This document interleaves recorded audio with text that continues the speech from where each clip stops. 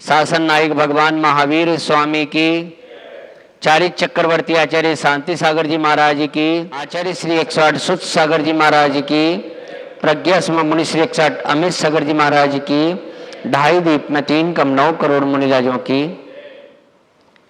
तो कुछ चीजें चरणान योग, इसीलिए चरणान योग जो है गुरु परंपरा और आगम परंपरा से मान्य होता है। चतुर्थ काल और पंचम काल में परिवर्तन, सेनन आदि कई चीजें बदलती हैं, क्षेत्र का क्लाइमेट आदि ये सब बहुत चीजें बदलती हैं।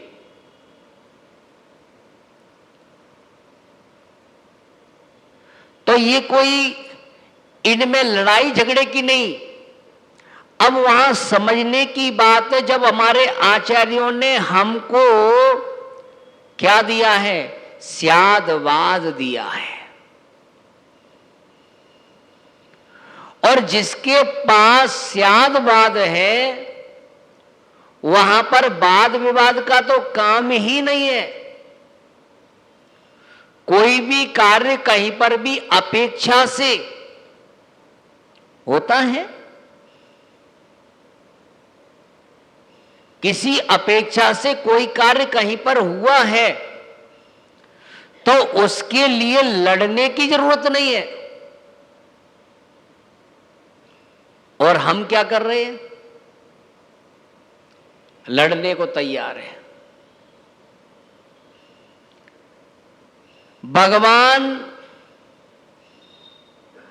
आदिनाथ ने शास्त्र दिए हैं,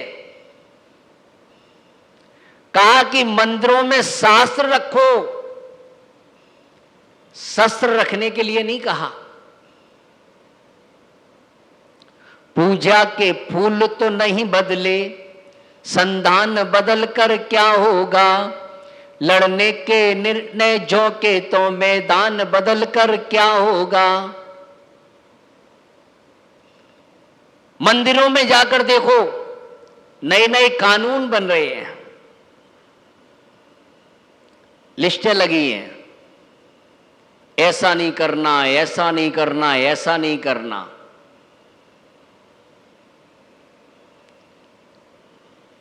ये व्यवस्था बनाने में भी कर्म के बंद होते हैं।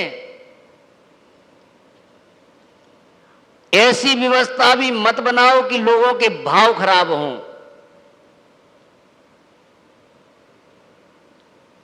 तुमने कहा कि अभिषेक नहीं करोगे, एक ही बार अभिषेक होगा, मूल नायक का अभिषेक नहीं होगा। ये करो, कर्म के बंद भोगने पड़ेंगे। अरे जिसको हम अभिषेक करने के लिए रोक रहे हैं, आप देखिए कि अंजना सती ने पूर्व भव में प्रतिमा को मात्र कुछ क्षण के लिए छुपा के रखा था, तब कर्म का बंद हुआ, और हम उसकी भावनाओं को खराब कर रहे हैं। शांति धारा कर ली तो उसके बाद अभिषेक नहीं करेंगे, नहीं कर सकते। आपने ये क्यों चढ़ा दिया, ये क्यों चढ़ा दिया, ऐसा क्यों कर दिया। रोज विशुद्धि का तो काम खत्म, संकलेश कर रहे हैं। हमारे पास स्यादवाद है, अपेक्षा है, उसके अनुसार कार्य करो। मंदिरों में लोग जाते थे परिणामों की विशुद्धि के लिए, और आज विशुद्धि की जगह एक दूसरे के पीछे खाने को दौड़ रहे हैं। मंदिरों में तो कानून दिखाएंगे,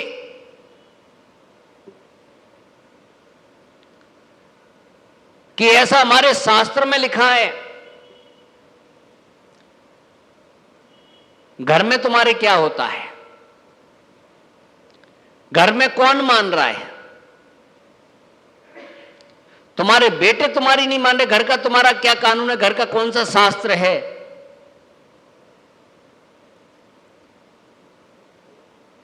कहां रीति रिवाजों में आदि जो है, आज किस शास्त्र के आधार पर जो है तुम्हारे बच्चे जो है अन्य जातियों में शादी, भी जातियां शादी आदि हो रही हैं। एक आध शास्त्र का नाम बताओ कि हां इस शास्त्र में लिखा है, इसके अनुसार हम कर रहे हैं। तब तुम्हारा पंथ संत कहां गया? देश कुल जाई सुद्धा कहां रहा? सिर्फ मंदिर जो है खड़ा बना दिए हमने लड़ाई के मैदान।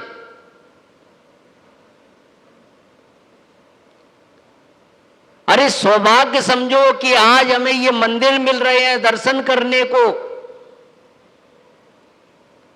क्या हमारे बुजुर्गों ने जो हम पर उपकार किए हैं कि जो भगवान को बैठाल दिया,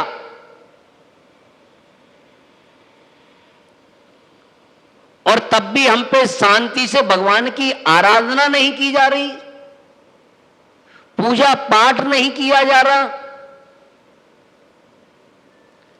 जैन धर्म हट का धर्म नहीं है, जैन धर्म समझने का धर्म है। जैन धर्म विशुद्धि का धर्म है, परिवर्तन का धर्म है अपने आप में। अरे हटबाज जो करना था वो कर लिया मारीच ने। क्यों हम मारीच बनना चाहते? अब महावीर का शासन चल रहा है, हमें महावीर बनना है, मारीच नहीं।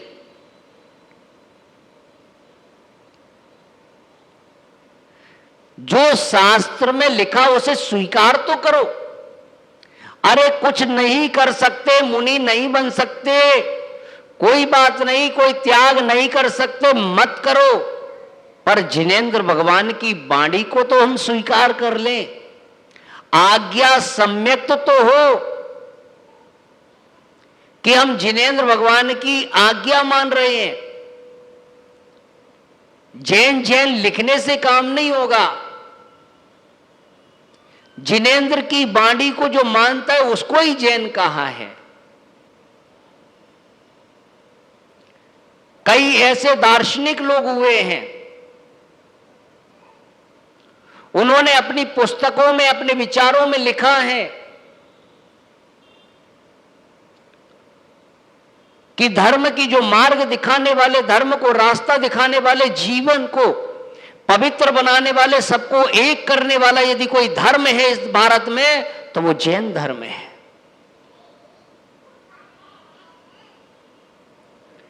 कितने ऐसे दार्शनिक हुए हैं, कितने लोग ऐसे हुए हैं जिन्होंने जैन धर्म को स्वीकार किया है। और हम जैन कुलों में पैदा हो के और हम एक दूसरे के प्रति द्वेष भाव करते जा रहे हैं। कौन से ग्रंथ में लिखा है कि द्वेष भाव करना है? अरे कोई या तो जैन धर्म तो वो धर्म है, कोई भटका हुआ भी है उसको भी मार्ग पर लगाते हैं। जीवंदर कुमार एक बार किसी रास्ते से निकल रहे थे, वहां कुछ तपस्वी तपस्या कर रहे थे, पंचअग्नि तप कर रहे थे। उनको धुतकारा नहीं, उनको समझाया कि ऐसे नहीं, ऐसे करने पर हिंसा होती है। आप तपस्वी हो, आप तप करो, जीवों की हिंसा नहीं। उन्हें मार्ग पर लगा दिया। और हम लोग यदि कोई मार्ग पे भी चल रहा होगा है तो उसको भी धक्का मारेंगे, उसको भी जीने नहीं देंगे।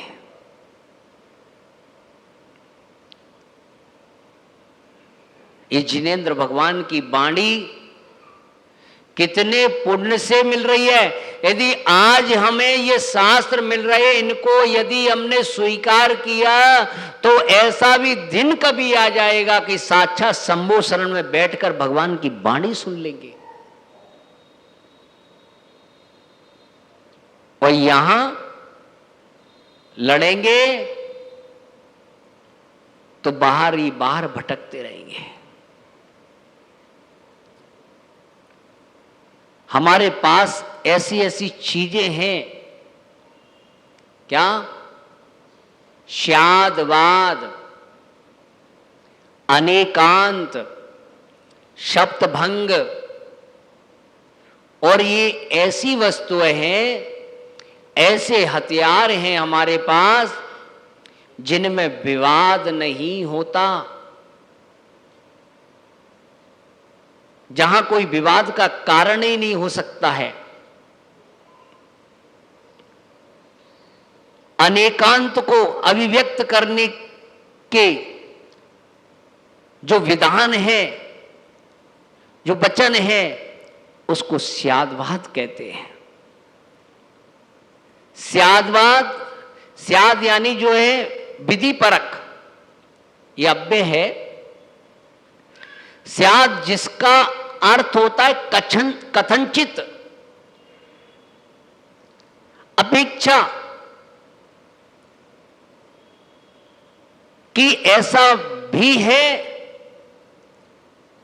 नहीं ऐसा ही है। राम क्या है?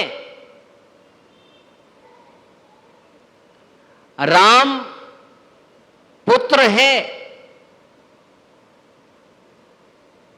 क्या राम पुत्र ही है?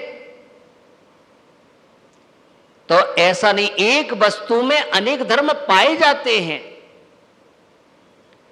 राम पिता भी है, नहीं राम तो जो है पुत्र ही है। अब लड़ लो, अपेक्षा लगाइए कि राम जो है दशरथ की अपेक्षा पुत्र हैं, राम लवकुश की अपेक्षा पिता है,